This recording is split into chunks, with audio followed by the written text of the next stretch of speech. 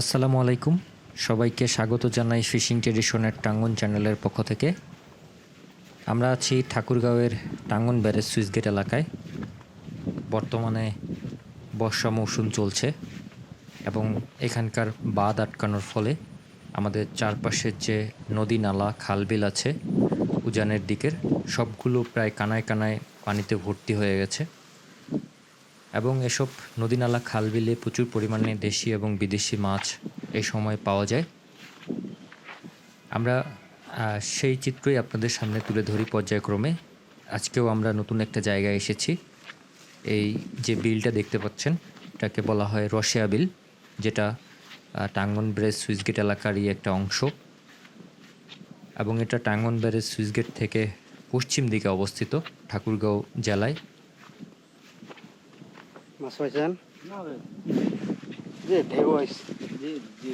তো বাঁধ আটকানোর প্রায় 2 মাস হতে চলল, যার ফলে দেশি এবং বিদেশি মাছ কিন্তু মোটামুটি বড় হয়ে গেছে এবং আপনারা দেখতেই পাচ্ছেন যে বর্তমানে প্রচুর পরিমাণে মাছ শিকারির আনাগোনা এই অঞ্চলে বেড়ে গেছে। আমরা আজকেও আপনাদেরকে বড়শি দিয়ে মাছ ধরে কিছু চিত্র আপনাদেরকে দেখাবো। সুজলা সুফলা শস্য শ্যামলা আমাদের এই বাংলাদেশ। এই বাংলাদেশের প্রকৃতি অপরূপ সুন্দর, বিশেষ করে শরৎকালে আরও বেশি সুন্দর হয়ে ওঠে যখন আকাশে সাদা সাদা মেঘ ভেসে বেড়ায় এবং এই দৃশ্য শুধুমাত্র বাংলাদেশ থেকেই অপরূপ সুন্দর লাগে যখন সবুজ মাঠের মধ্যে আপনি নীল আকাশে সাদা মেঘ ভেসে বেড়াতে দেখবেন।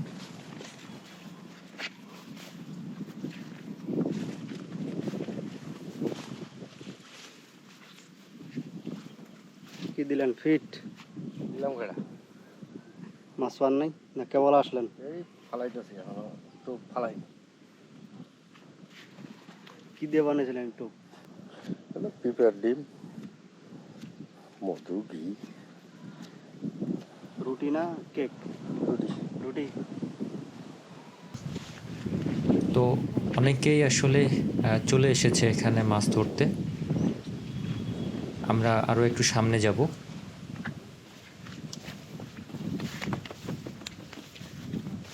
এই আসসালামু আলাইকুম। আসসালাম, ভালো আইছেন কি? না না আসলাম খালি কেবল আসলেন? একসাথে।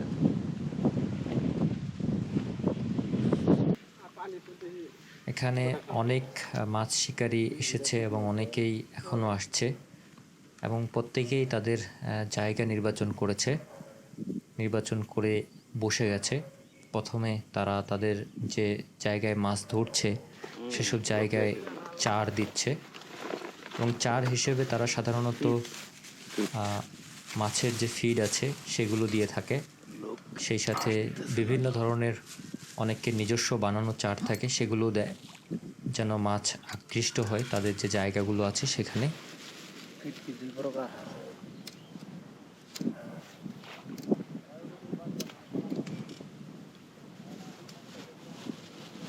চার দেওয়া হয়ে গেলে এরপরে আসলে তারা তাদের টোপ তৈরি করে। চার দিয়ে মাছকে আকৃষ্ট করা হয়, কারণ এই বিশাল বিলের মধ্যে অনেক মাছ আছে। তারা যে জায়গাটাতে বড়শি ফেলেছে সেখানে যেন মাছ সহজেই চলে আসে তার জন্য চার দেওয়া হয়। কিন্তু চার আসলে মাছ খায়, কিন্তু টোপটাকেই আসলে বেশি পরিমাণে গুরুত্ব দিতে হয়, কারণ বড়শির সাথে যেহেতু টোপ লাগানো থাকে।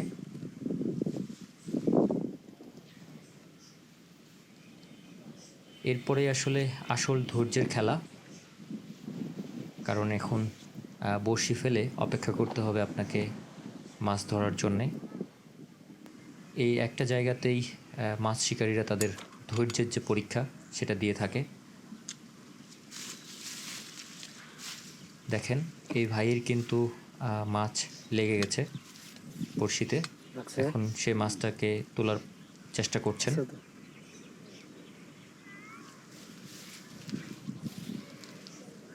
সাধারণত এসব মুক্ত জলাশয়ে মাছ ধরার একটা আনন্দ আছে আলাদা ধরনের, সেটা হচ্ছে যে আপনি মুক্ত জলাশয়ে মাছ ধরছেন, উন্মুক্ত জায়গা থেকে পুকুরের মধ্যে প্রচুর পরিমাণে মাছ থাকে, সেখানে মাছ ধরার মধ্যে সত্যি করে খুব একটা গর্বের জায়গা নেই, কিন্তু মুক্ত জলাশয়ে একটা মাছ ধরলেও সেটাতে অনেক বেশি পরিমাণে শান্তি পাওয়া যায়।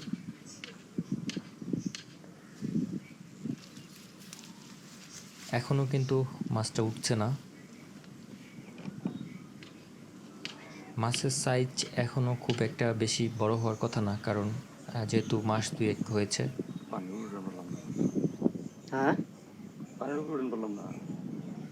খালি নিচেতে নাই। ঠিক আছে,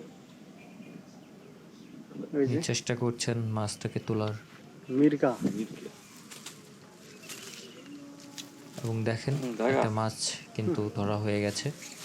সাইজ খুব একটা বড় না। জায়গা। এই সময় মাছের সাইজ আসলে এরকমই থাকে, যেহেতু খাইছে তো। বেশি দিন সময় হয়নি।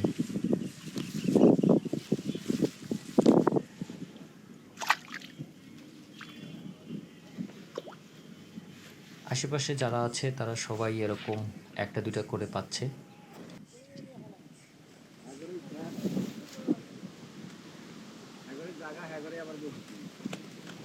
ঠিক তো আছে। হ্যাঁ, এরকম আরাম কই পায়।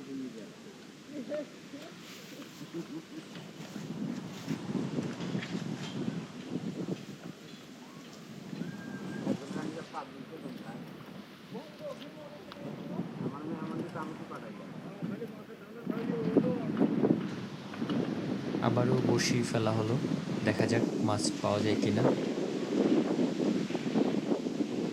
আশেপাশে মানে প্রচণ্ড বাতাস।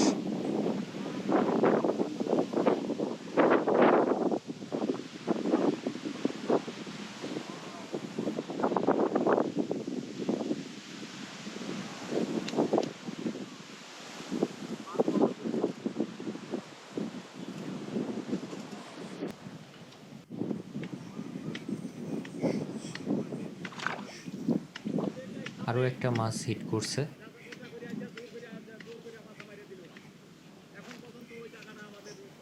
বড় আছে মনে হয় এটা, না? ধরো না, একটু ঘামুক, না ঘামলে মাছটা ছুটে যাবে। ছুটে যাইব।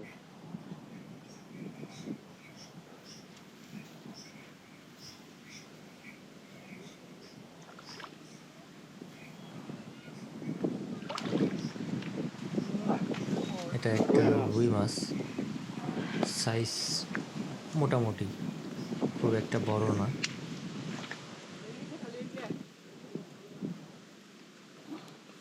মোটামুটি চলে আর কি, নাকি? চলে।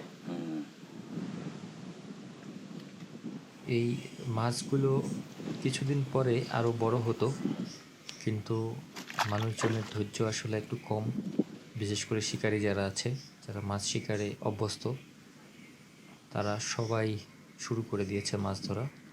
তো সেক্ষেত্রে কেউ আসলে মানে একজন ধরা শুরু করলে সবাই মাছ ধরা শুরু করে।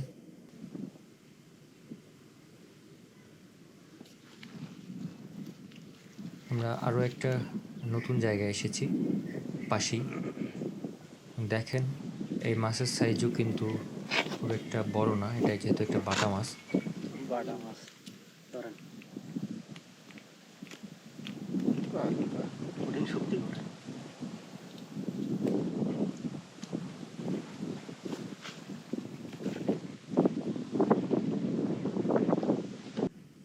টোপ দিতে যায়। আমরা আমাদের এলাকার বিভিন্ন ধরনের মাছ ধরার চিত্র আপনাদের সামনে তুলে ধরছি।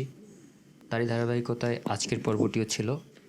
আমাদের ভিডিও যদি আপনাদের ভালো লেগে থাকে তাহলে অবশ্যই চ্যানেলটিকে সাবস্ক্রাইব করবেন, সে সাথে শেয়ার করবেন আমাদের ভিডিওগুলো আপনাদের বন্ধু বান্ধব পরিবার পরিজনের সাথে। লাগছে ইনি যে কী চার দিয়েছে মাছ বাটা। বোঝা যাচ্ছে না, যার কারণে প্রচুর বাটা মাছ লাগছে এখানে। তো আজকের পর্ব আমরা এখানেই শেষ করব, সে সাথে দেখা হবে আগামী পর্বে। সে পর্যন্ত সুস্থ থাকুন, ভালো থাকুন, ধন্যবাদ সবাইকে। এভাবে যদি টিম যায় তাইলে ভালো লাগে, তাই না?